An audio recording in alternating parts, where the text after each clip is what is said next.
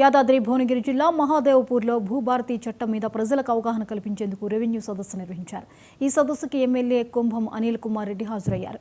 ఈ సందర్భంగా ఆయన మాట్లాడుతూ గత ప్రభుత్వం చేపట్టిన ధరణి పోర్టల్ వల్ల ప్రజలు అనేక ఇబ్బందులు పడ్డారని, ఆ ఇబ్బందులు తీర్చడానికే భూభారతి చట్టం తీసుకొచ్చామని పేర్కొన్నారు.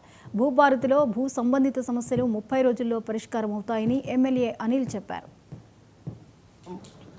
బీబీనగర్ మండలం మహాదేవ్పూర్ గ్రామంలో భూభారతి చట్టం ప్రకారం రెవెన్యూ సదస్సులో మరి కార్యక్రమం జరుగుతున్న సందర్భంగా ఇక్కడ రెవెన్యూ సదస్సులో పాల్పంచుకోవడం జరుగుతుంది. సరే, ఇక్కడ ఏదైతే రాష్ట్ర ప్రభుత్వం రాష్ట్ర వ్యాప్తంగా కూడా ఈరోజు జూన్ 3వ తారీఖుకి వెళ్ళి మొదలు పెడితే 20వ తారీఖు వరకు అన్ని గ్రామాలలో కూడా ఈ రెవెన్యూ సదస్సులలో అంటే గ్రామాలకే రెవెన్యూ అధికారులు, ఆర్డీఓ, ఎంఆర్ఓ, డీటీ కానీ అందరూ కూడా వచ్చి ప్రతి గ్రామంలో ఆ సదస్సులో పాల్పంచుకొని రైతుల అర్జీలు తీసుకొని ఎక్కడిదక్కడ సమస్యలను పరిష్కరించే కార్యక్రమం చేయడానికి రెవెన్యూ సదస్సులు పెట్టిర్రు. నాడు కాంగ్రెస్ హయాంలో రెవెన్యూ సదస్సులు ఉండేది.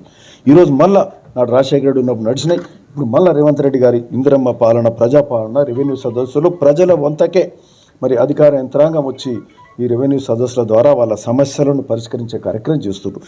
ఇది భూభారతి చట్టం ద్వారా. అంతకుముందున్న ధరణి చట్టం ద్వారా రైతులు, భూ యాజమాన్యులు అనేక ఇబ్బందులు పడ్డారు. చెప్పులు అరిగేలాగా తిరిగేది. వాళ్ళ పట్టాలు కావాలంటే కాకపోయేది, పౌతి కూడా కాకపోయేది. పౌతి ద్వారా లిటిగేషన్లు అయ్యేది. ఓ కొడుకో బిడ్డో ముగ్గురు సంతానం ఉంటే ఒక్కడు పోయి అప్లికేషన్ పెడితే ఆయన పేరు మీద చేసేది. ఎంక్వైరీ లేదు, ఏది లేదు. మళ్ళా మిగతా వాళ్ళు దరఖాస్తు పెట్టుకుంటే ఆ స్లాట్ ఓపెన్ కాదు. ఆ ధరణి చట్టంలో మళ్ళీ ఏం చేయరాదు.